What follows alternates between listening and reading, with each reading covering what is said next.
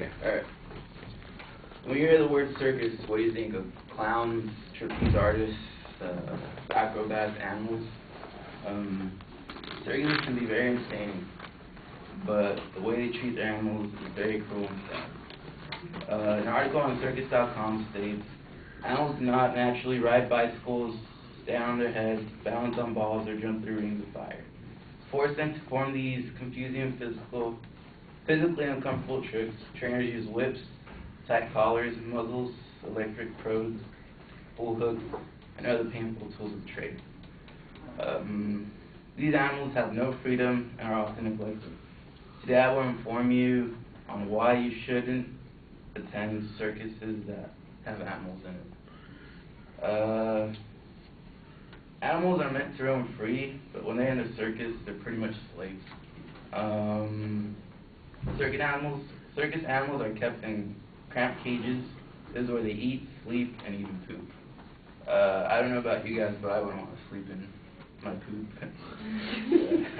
Since circus animals travel for long periods of time, they're often limited on food and water, and also they're limited on veterinary care since they're traveling to move vets around. Elephants are huge animals, but how do they keep them under control? Circus elephants are chained by their feet for long periods of time and put into cages where they can barely move. And other animals, the smaller ones, are just kept in small cages, and they barely have any room to move and just be animals.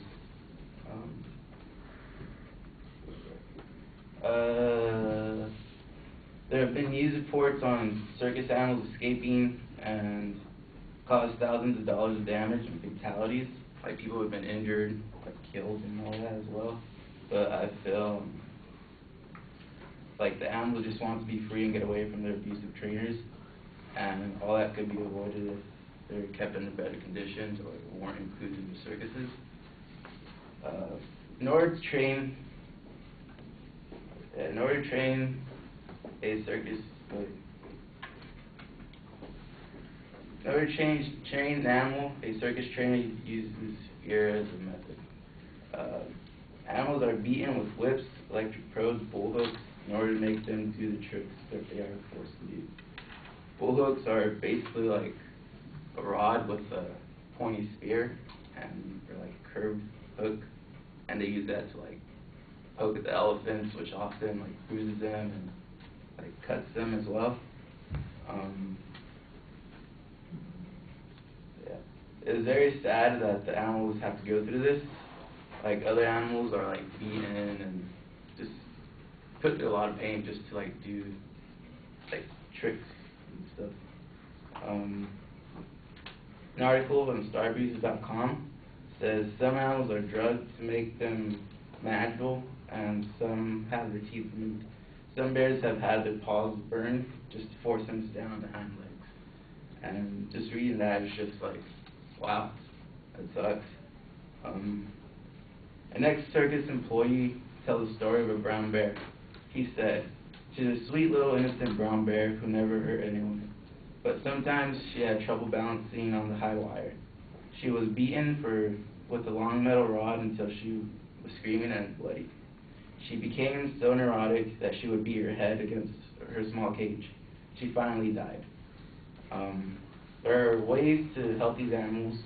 One is just don't go to the circus, because the way they treat them is just awful. And just not support the cruelty. Another is just go to Circus LA, which is pretty much all humans doing all these crazy things. And you'll be able to enjoy your entertainment knowing that no animals were hurt. Lastly, the next time you're online, you could visit PETA.org and sign a petition to ban the use of circus animals. It's not that hard. Just go on the website, you type in your name and email, and that's pretty much it.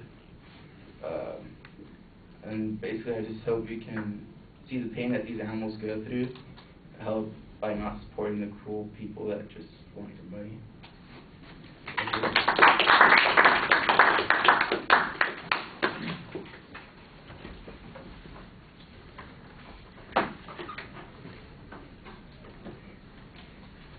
So Jordan, what did you think?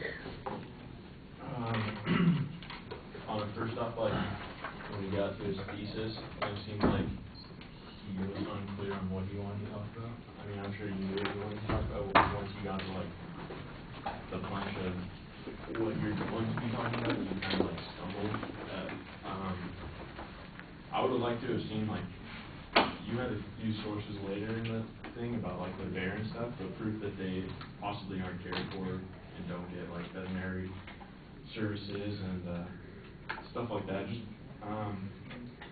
so citing more, and maybe a comparison between, like, certain circuses, because I'm sure not all circuses are exactly the same. I mean, I would imagine that maybe some of the more small towns are more cruel than, like, a big Las Vegas performance type thing. But I'd say most of all just practice more. It seemed like you were really dependent on the things, but it was structured pretty well. You had good persuasive techniques of how they're abused and stuff. All right.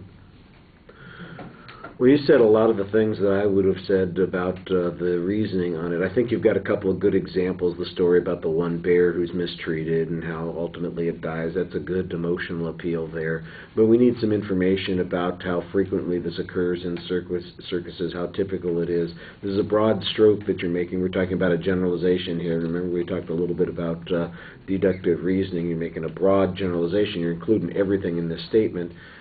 And we need some pretty strong proof on those kinds of things. I think Jordan's probably got a legitimate point there in pointing out that some circuses are unlikely to have the kinds of practices that you talk about, big circuses that are well known, that have a lot of public appeal to them. Ringling Brothers, I'm sure, carries with them 2 or 3 veterinarians, so it's not like they have to go to the local animal doc when they pull into the farm town, you know, to have the guy who helps the horses on the farms, you know, then suddenly treat the elephants. I'm sure that they have people on staff there. You know, it's one of those things where everybody's going to have different perspectives for all kinds of reasons. I do have to admit a little bit of bias. I actually worked in a circus for a few months, and I did not see a lot of the things that you're talking about. Now, I know that kind of stuff happens, but the animals that I saw were being taken care of were, you know, the trainers loved them. They spoiled them rotten, and you know, I didn't see any of the kind of stuff that you're talking about. My experience could be exceptional, though, and so it's one of those things where you need to. That's why we need more of the data. I'm a little iffy. PETA is a well-known group, but they have some pretty extreme views, and if you have some more independent sources that you could cite, I think that that would strengthen the argument. You know, I don't want to be totally disparaging of PETA, but I think most people know that, you know, PETA not only objects to, you know, circuses and eating animals, they object to people having pets, you know, so we're all a bunch of slave owners because we have pets too. So I'm not exactly sure that their credibility is what you want to rely on in the end. Okay, thank you.